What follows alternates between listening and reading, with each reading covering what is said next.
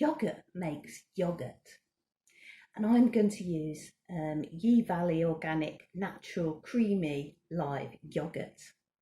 And the quantities you need are, for every 250 ml of milk, you need a teaspoon of live yoghurt. A couple of different ways you can do this. So you can put the milk eventually directly into the Instant Pot, or you can put it into jars. I've got these nice Le Parfait jars, they're the 500 ml ones, and I know that I can get 3 of these without lids nicely into the Instant Pot. We're on step 1 at the moment, which is sterilisation, but I've combined that with step 2, which is scalding your milk. Scalding simply means heating the milk to a temperature that eradicates stray bacteria. You can combine sterilising and scalding if you're going to make your yoghurt directly in the jar inside the Instant Pot. To make yoghurt in the Instant Pot, you need an Instant Pot. This is the Instant Pot Duo. We don't want that stray bacteria because we want a nice clean environment to give our yoghurt starter bacteria its best chance. You can do it directly in the pot, but you can also make it directly in jars, and I think that seems more practical. This is semi-skimmed milk. You could use skimmed or full fat, and the difference is the creaminess of your yoghurt. I'd have liked to have used full fat. I love really creamy yoghurt, but semi-skimmed would do. And then you need a natural live yoghurt as a starter. You want to keep everything nice and sanitised, so only the yoghurt bacteria is active when you get to that point of the process. But at this point, we're going to do something called scalding the milk. And at the same time, this will also sterilise the Instant Pot. We're going to use the steam function. It's a snug fit, but all 3 of the 500 ml Le Parfait jars fit nicely. So I'll pop the lid on, and I'm going to set this on steam. So it's finished steaming. Let's have a little look.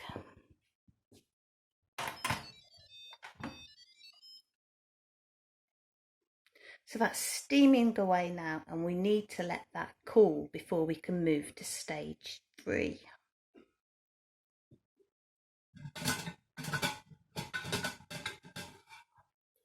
Use my handy jar lifter to lift them out. They're going to cool quicker outside of the Instant Pot.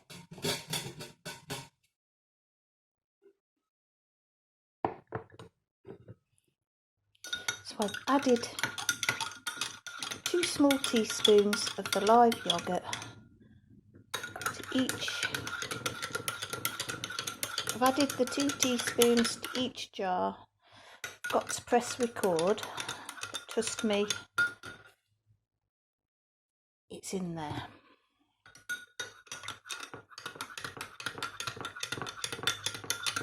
Next, we're going to pop these into the Instant Pot.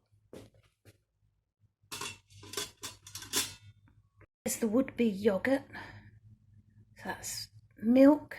It was about 40 degrees C when I added 2 teaspoons of natural live yoghurt to just under 500 ml in each jar. I've absolutely scoured the instructions. I've no idea whether I need water in the bottom of the Instant Pot. It's got a little bit in there from the sterilising process. I'm leaving it in, we'll see.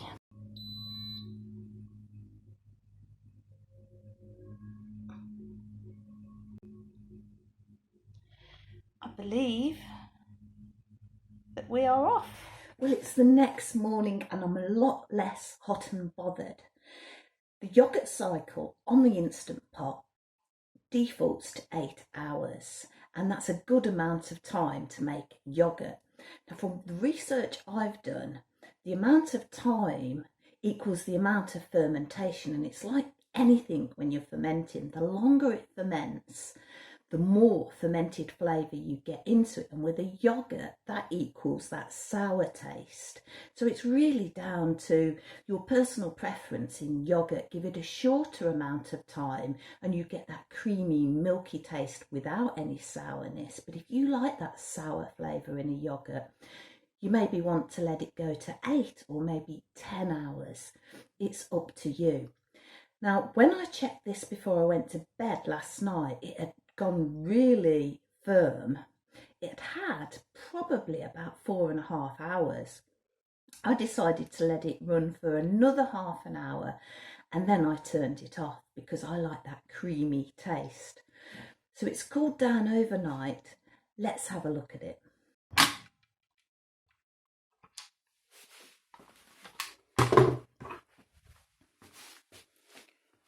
Ooh.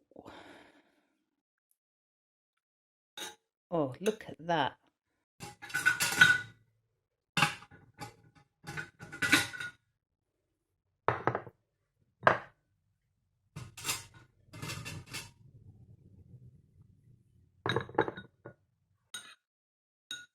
It's gone incredibly thick. Now, can you see the juices around the outside? You've got two options here. You can drain that off if you want a Greek style thick yoghurt, or you can give it a good stir. Mix it all in to get a smoother, runnier texture.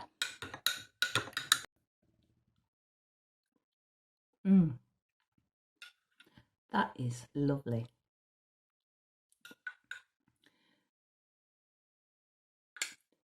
It's quite thin. I like a thicker yoghurt, so I'm going to strain the other.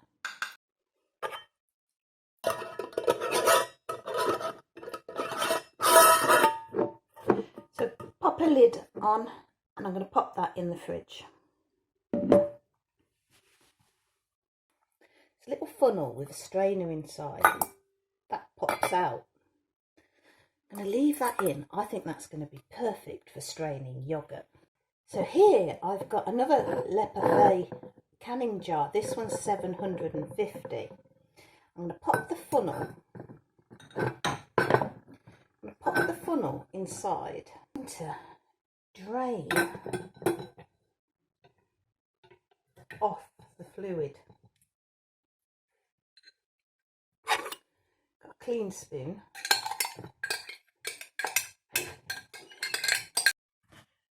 So you see the yoghurt in the top of the funnel.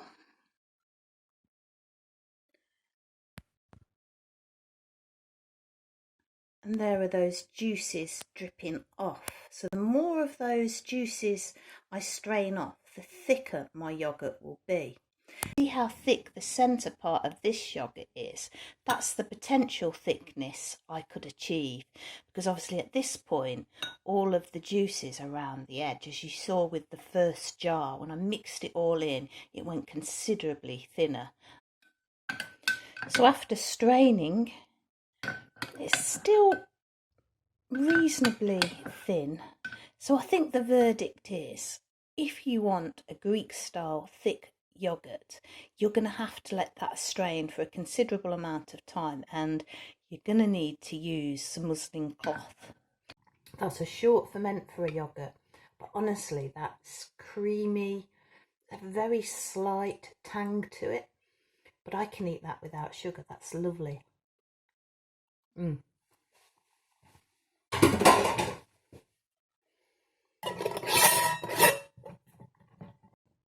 Well, there you go, homemade yoghurt. First time for me, and it's something I'll be doing over and over again. It's so easy. Maybe yogurt ice cream, homemade yogurt ice cream in the ice cream.